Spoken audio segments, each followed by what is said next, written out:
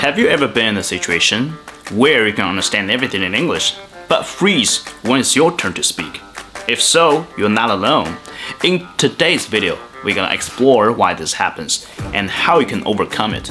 And hopefully by the end of this video, you get to know some practical tips to help you improve your fluency without worrying about grammar mistakes.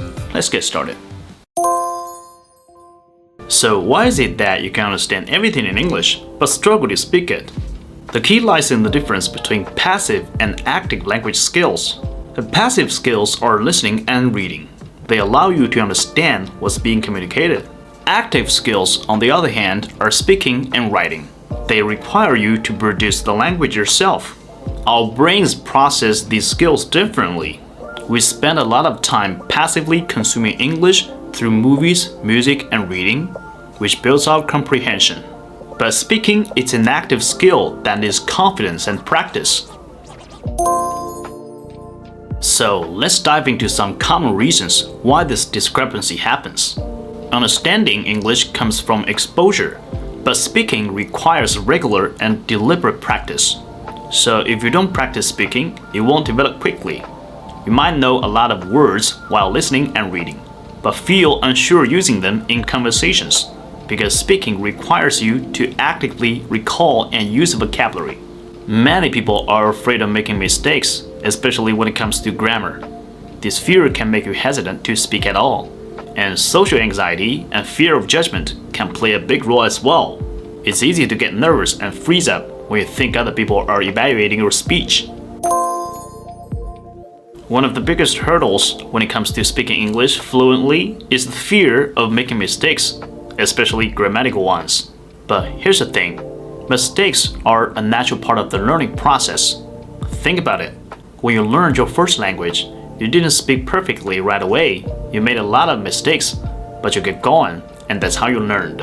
For example, I once knew a friend who was afraid of making mistakes, so he barely spoke English. But once he decided to embrace mistakes and started to focus on communication, his fluency improved dramatically. So don't let the fear of mistakes hold you back. Embrace them as the stepping stones on your journey to fluency. It's important to remember that the goal of communication is to convey your message, not to speak perfectly. Just focus on being understood, and the grammar will improve over time with practice. Now let's talk about some practical tips to help you improve your fluency. First one, regular practice. Speak with native speakers. Use language apps or conversation groups.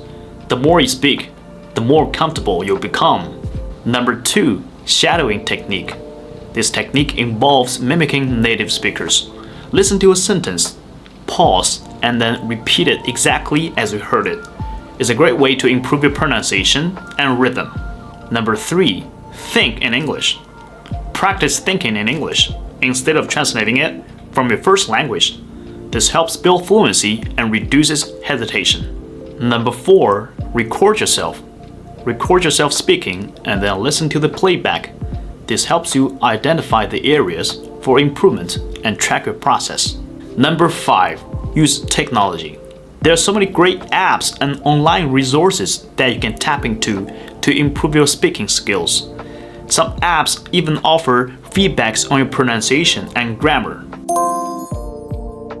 I know sometimes it can be frustrating, but remember, everyone makes mistakes, and learning language is a long-time journey. Here's a quote that I found inspiring.